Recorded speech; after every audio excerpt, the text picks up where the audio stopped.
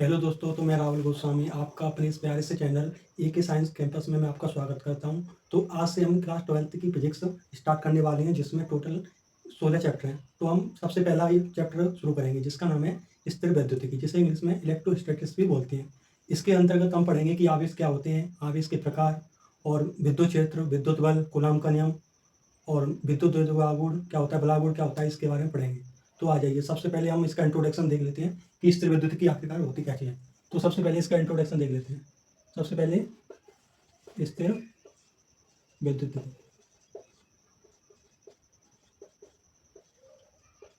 तो स्थिर विद्युत का मतलब होता है कि स्थिर मतलब रेस्ट, और विद्युतिकी का मतलब होता है आवेश। यानी कि विज्ञान की वह शाखा जिसके अंतर्गत हम स्थिर आवेशों के बारे में अध्ययन करते हैं, उसे हम स्थिर विद्युतिकी कहते हैं। अब इसके बाद जो आवेश होता है, आवेश क्या होता है, आवेश क्या होता है, तो आवेश होता है जब किसी स्वचालक तार को हम किसी बैटरी से जोड़ते हैं ना, तो इस स्वचालक तार के गुणों में कुछ परिवर्तन होता है, उसी परिवर्तन को पुनः आवेश कहते हैं। यानी कि जब किसी स्वचालक तार को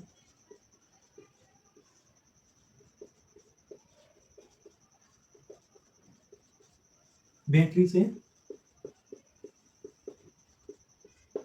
जोड़ा जाता है, तो इस स्वचालक तार के गुणों में परिवर्तन होता है,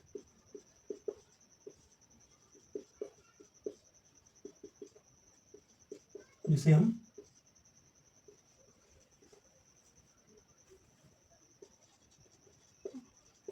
आवेश कहते हैं, तो आवेश आवेश जो होता है, जिसे हम कैपिटल क्यू आर या स्मॉल क्यू से प्रदर्शित करते हैं, जिसे हम कैपिटल क्यू या स्मॉल क्यू से प्रदर्शित करते हैं। तो आवेश बराबर जो होता है वो होता है आपका विद्युत धारा इंटू समय। विद्युत धारा इंटू समय होता है, जिसे हम क्या लिख सकते हैं, जिसे हम लिख सकते हैं कैपिटल क्यू बराबर विद्युत धारा यानी आई गुणा समय को क्या लिख सकते हैं, टी। तो क्यू बराबर हो जाएगा आई इंटू टी। अब इसका अपन मात्रक देख लेते हैं, इसका मात्रक क्या होता है। तो इसकी जो यूनिट होगी, विद्युत धारा की यूनिट क्या हो जाएगी, एम्पियर,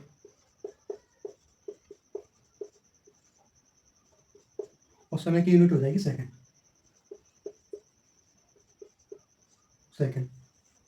इसे हम लिख सकते हैं एम्पियर इंटू सेकंड। इसकी क्या हो जाएगी, यूनिट हो जाएगी। अगर इसका हम विमीय सूत्र देखें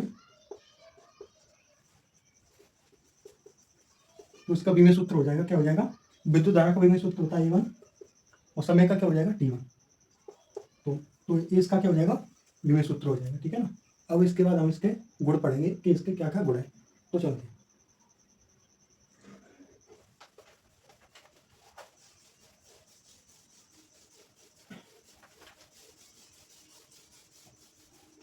सबसे पहले आवेशों के गुण पढ़ेंगे।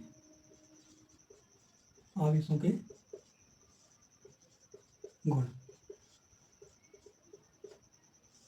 इसका जो पहला गुण होता है वो होता है कि जो समान प्रकृति के जो आवेश होती हैं वे एक दूसरे को प्रतिकर्षित करते हैं, और जो असमान प्रकृति के होते हैं वे एक दूसरे को आकर्षित करते हैं। जैसे जैसे देखेंगे कि यहाँ पर कोई पॉजिटिव चार्ज है और यहाँ पर कोई नेगेटिव चार्ज है, इस तरह से।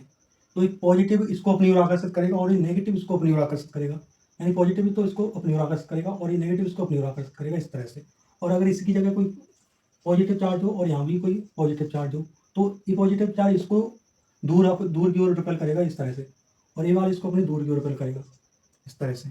अगर यहाँ पर कोई नेगेटिव नेगेटिव आ जाए, यहाँ भी नेगेटिव आ जाए, यहाँ भी नेगेटिव आ जाए, तो ये भी एक दूसरे को अपनी ओर क्या करेंगे, प्रतिकर्षित करेंगे एक दूसरे को, इस तरह से। तो इस तरह से, ठीक है ना। तो हम लिख सकते हैं कि दो समान प्रकृति के आवेश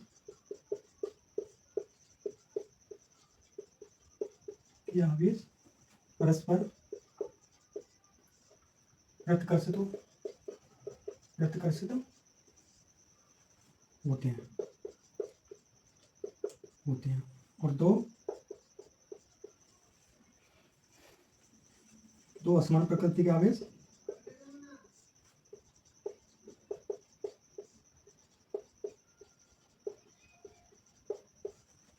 परस्पर आकर्षित होते हैं,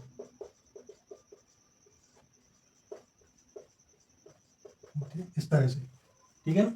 तो दो समान प्रकृति के आवेश परस्पर प्रतिकर्षित होते हैं, जैसे कि हमने यहाँ पर पढ़ा है। यहाँ पर पॉजिटिव पॉजिटिव एक दूसरे को दूर की ओर क्या करेंगे, प्रतिकर्षित करेंगे एक दूसरे को। और दो असमान प्रकृति के आवेश परस्पर आकर्षित होते हैं, जैसे कि यहाँ पॉजिटिव है और यहाँ पर कोई नेगेटिव चार्ज है, तो एक दूसरे को अपनी ओर क्या करेंगे, अट्रैक्ट करेंगे, आकर्षित करेंगे एक दूसरे को अपनी ओर। ठीक है ना। तो इसके बाद हम पढ़ेंगे, और इसके और भी कुछ गुण होते हैं, जैसे यहाँ मैं लिख दूँ पहला कि आवेश जो होता है वो वेव पर डिपेंड नहीं करता। आवेश वेव पर निर्भर नहीं करता है। दूसरा हो जाए कि आवेश हमेशा संरक्षित रहता है।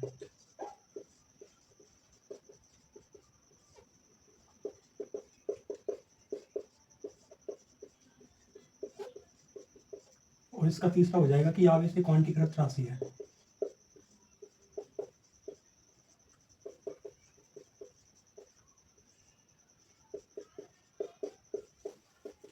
तो इसके तीन गुण होते हैं कि आवेश वेग पर निर्भर नहीं करता है, और दूसरा होता है कि आवेश हमेशा संरक्षित रहता है, और आवेश एक क्वांटीकृत राशि होती है। अब हम समझेंगे कि आवेश का क्वांटीकृत क्या होता है, आवेश का एकीकरण क्या होता है, इसके बारे में पढ़ेंगे। तो चलते हैं।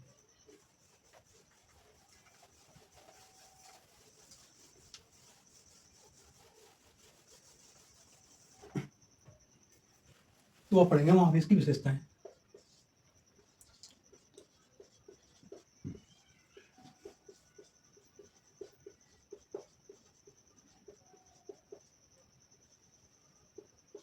जिसमें पहला नंबर है आवेशों का एकीकरण।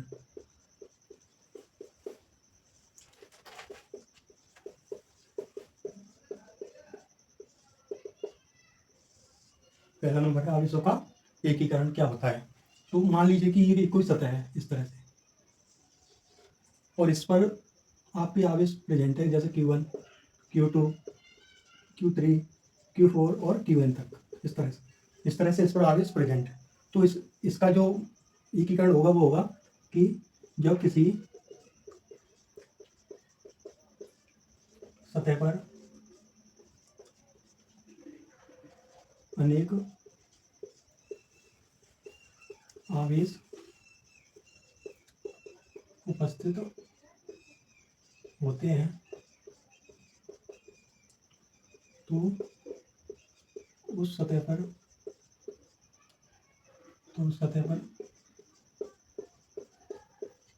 उपस्थित आवेश का मान प्रत्येक आवेश के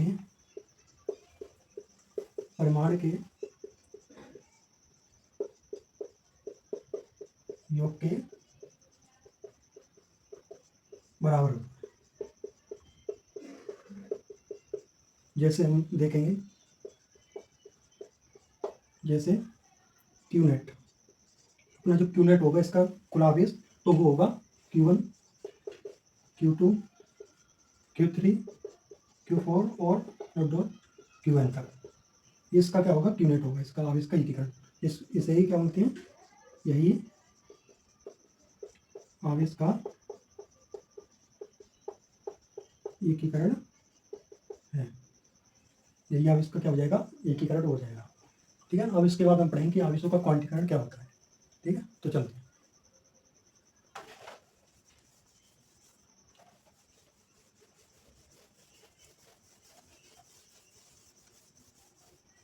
अब सेकंड नंबर आता है अपना आवेशों का क्वांटीकरण।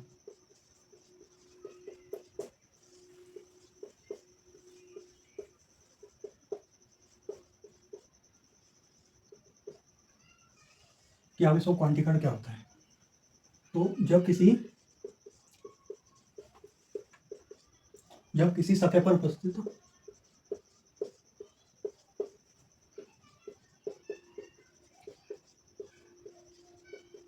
आवेश का मान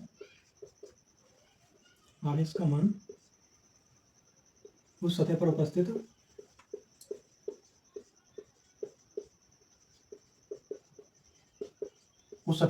उपस्थित इलेक्ट्रॉन की संख्या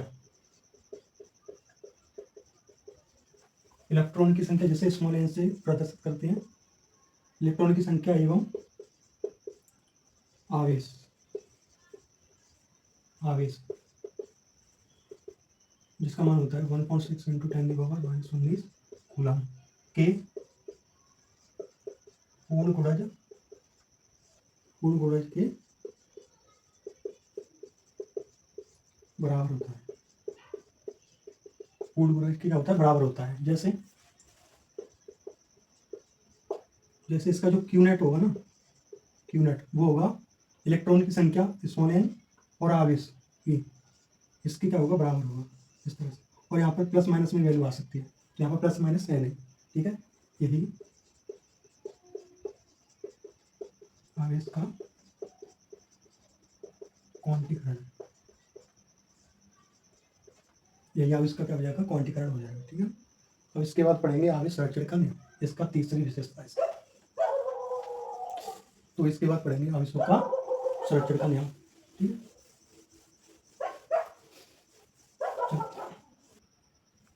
तो इसके बाद हम पढ़ेंगे आवेश संरक्षण का नियम, जो अपना तीसरी नंबर विशेषता है, आवेश संरक्षण का नियम। यह नियम कहता है कि आवेश को ना तो उत्पन्न किया जा सकता है और ना ही नष्ट किया जा सकता है, केवल इसको एक वस्तु से दूसरी वस्तु में स्थानांतरित किया जा सकता है। तो आवेश को न तो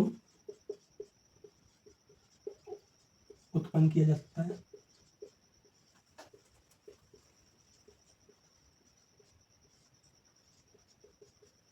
और न ही नष्ट किया जा सकता है। इसे केवल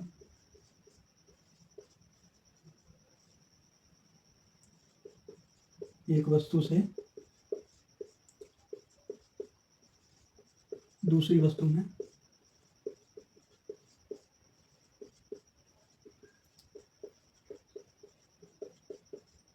स्थानांतरित किया जा सकता है।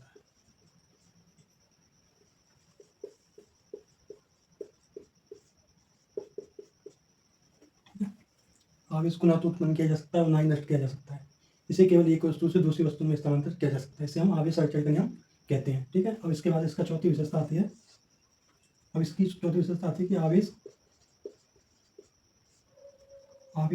एक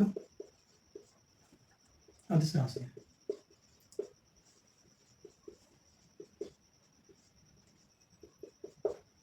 आवेश एक अदिश राशि है और यह वेग पर निर्भर नहीं करती है, ठीक है। अब इसके बाद आता है अपना विद्युत धारा, नेक्स्ट टॉपिक आता है विद्युत धारा, ठीक है।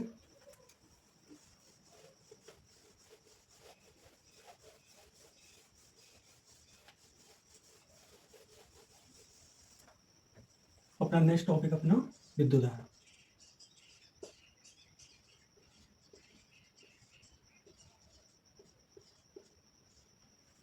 जिसे बोलते हैं इलेक्ट्रिक करंट।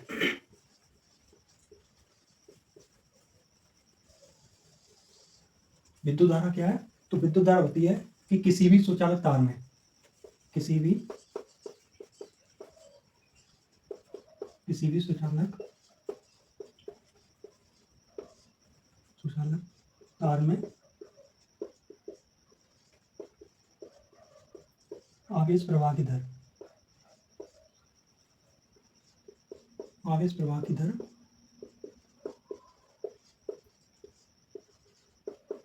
विद्युत धारा कहलाती है। जैसे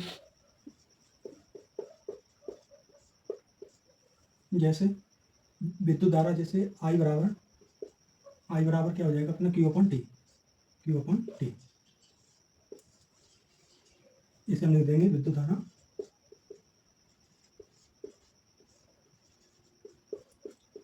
बराबर आवेश अपॉन में समय,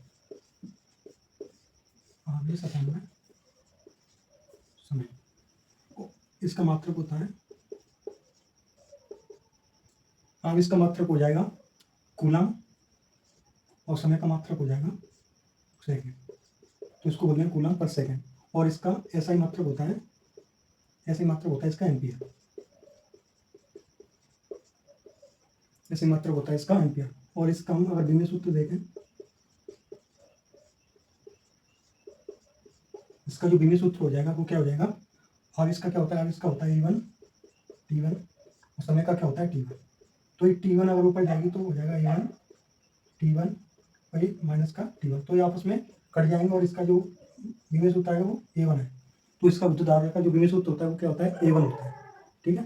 अब जो विद्युत धारा होती है वो भी दो प्रकार की होती है, एक होती है इलेक्ट्रॉनिक धारा और एक होती है प्रत्यावर्त धारा। ठीक है, ठीक है, चलो।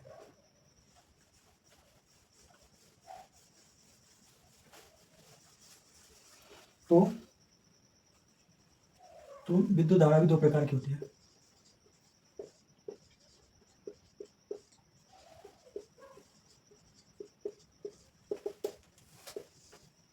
पहली होती है इलेक्ट्रॉनिक धारा।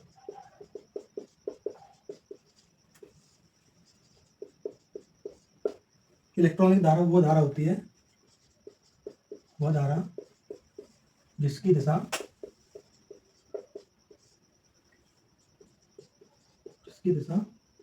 ऋणावेश की ओर होती है,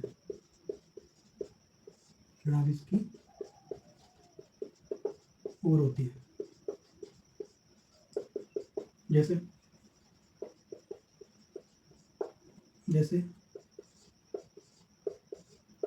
ये आपके ऋणावेश हो गए और जो विद्युत धारा की जो दिशा होगी वो इधर की तरफ होगी, इस तरह से। इसे हम बोलते हैं इलेक्ट्रॉनिक धारा। और दूसरी होती है सम्मेलन धारा। तो दूसरी धारा होती है सम्मेलन धारा। ठीक है, दूसरी होती है सम्मेलन धारा।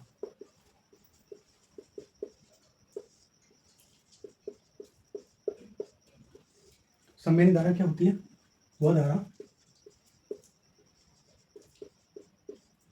जिसकी दिशा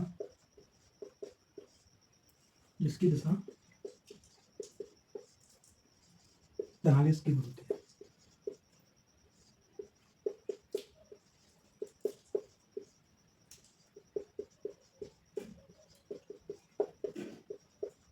उसे हम सम्मेलन धारा कहते हैं।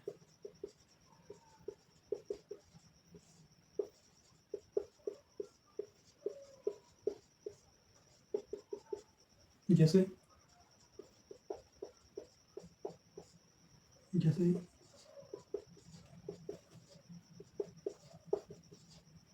इस तरह से यहाँ पर एक पॉजिटिव चार्ज और इसकी जो डायरेक्शन है ये होती है पॉजिटिव की ओर। ठीक है, इसे हम बोलते हैं सम्मेलन धारा। ठीक है, अब इसके बाद हम पढ़ेंगे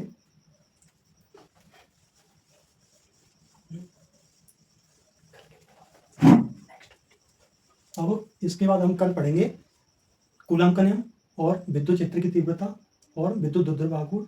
ठीक है, और अगर वीडियो पसंद आई हो तो इसे लाइक करना, सब्सक्राइब करना और इसे शेयर करना।